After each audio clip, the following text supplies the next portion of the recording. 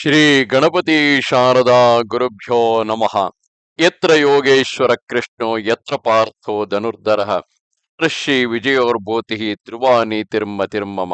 ಶ್ರೋತ್ರಗಳಿಗೆ ಶ್ರೀ ಅಳಸಿಂಗರಾಚಾರ್ಯ ವಿರಚಿತ ಶ್ರೀ ವ್ಯಾಸ ಮಹರ್ಷಿ ಪ್ರಣೀತ ಶ್ರೀಮನ್ ಮಹಾಭಾರತದ ಆದಿಪರ್ವದ ಪೌಲೋಮ ಪರ್ವದಲ್ಲಿ ಪ್ರಥಮ ಅಧ್ಯಾಯಕ್ಕೆ ಸ್ವಾಗತ. ಸೂತ ಶೌನಕರ ಸಂವಾದ ಮೂಲಕವಾಗಿ ಕಥೆಯ ಉಪೋದ್ಘಾತವು ಇದು ಆದಿಪರ್ವದಲ್ಲಿ 4ನೆಯ ಅಧ್ಯಾಯವಾಗಿರುತ್ತದೆ. ಸೂತ ಕುಲದಲ್ಲಿ ಹುಟ್ಟಿ ರೋಮಹರ್ಷಣನ ಮಗನಾಗಿ ಪೌರಾಣಿಕನೆನಿಸಿಕೊಂಡ ಉಗ್ರಶ್ರವನು ನೈಮಿಷಾರಣ್ಯದಲ್ಲಿ ಕುಲಪತಿಯಾದ ಶೌನಕ ಮಹಾಮುನಿಯು ನಡೆಸುತ್ತಿದ್ದ 12 ವರ್ಷದ ಸತ್ರಯಾಗದಲ್ಲಿ ಅಭ್ಯಾಗತರಾಗಿದ್ದ ಋಷಿಗಳ ನಡುವೆ ಬಂದು ಕಲೆತನು. ಪುರಾಣಗಳಲ್ಲಿ ವಿಶೇಷ ಪರಿಶ್ರಮವನ್ನು ಪಡೆದ ಆ ಸೂತ ಪೌರಾಣಿಕನು ಮಹರ್ಷಿಗಳೆಲ್ಲರ ಮುಂದೆ ಬದ್ಧಾಂಜಲಿಯಾಗಿ, ಓ ಮಹಾತ್ಮರೇ, ಈಗ ನಾನು ಉತ್ತಂಕನ ಚರಿತ್ರವೆಲ್ಲವನ್ನು ನಿಮಗೆ ತಿಳಿಸಿದನಷ್ಟೇ. ಜನಮೇಜಯನ ಸರ್ಪಯಾಗಕ್ಕೆ ಮತ್ತೊಂದು ಕಾರಣವುಂಟು. ನಿಮಗೆ ಕೇಳುವುದರಲ್ಲಿ ಅಭಿಲಾಷೆಯಿದ್ದರೆ ಅದನ್ನು ಹೇಳುವೆನು ಎಂದನು. ಆಗ ಋಷಿಗಳು, ಓ ರೋಮಹರ್ಷನ ಪುತ್ರ, ನಿನ್ನಿಂದ ಕಥೆಗಳನ್ನೆಲ್ಲ ಕೇಳಬೇಕೆಂಬುದೇ ನಮ್ಮ ಕೋರಿಕೆ.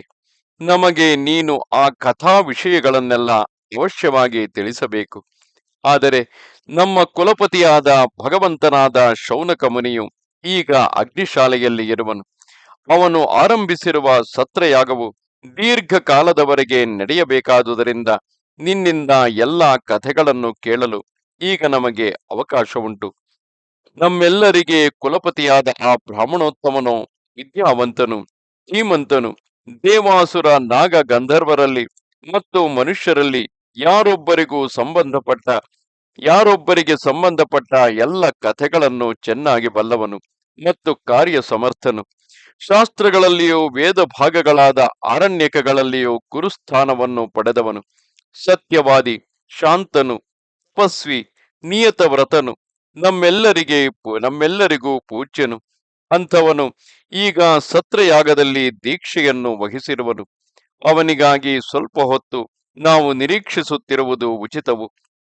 ನಮ್ಮ ಸಭೆಯಲ್ಲಿ ಅವನನ್ನು ಕರೆತಂದು ಅಗ್ರಾಸನವನ್ನು ಕೊಟ್ಟು ಕೊಳ್ಳಿರಿಸಿದ ಮೇಲೆ ಈ ಬ್ರಾಹ್ಮಣೋತ್ತಮನು ಕೇಳುವ ಕಥೆಗಳನ್ನೆಲ್ಲ ನೀನು ಕ್ರಮವಾಗಿ ವಿವರಿಸಬಹುದು ಎಂದರು.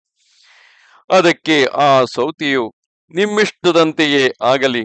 ಮಹಾತ್ಮನಾದ ಆ ಗುರುವು ಬಂದು ಕುಳಿತ ಮೇಲೆ ಅವನು ಯಾವ ಯಾವ ವಿಷಯಗಳನ್ನು ಕುರಿತು ಯಾವ ಪ್ರಶ್ನೆ ಮಾಡುವನೋ ಆಯಾ ಪುಣ್ಯ ಕಥೆಗಳನ್ನೆಲ್ಲ ಸವಿಸ್ತಾರವಾಗಿ ಹೇಳುವೆನು ಎಂದನು.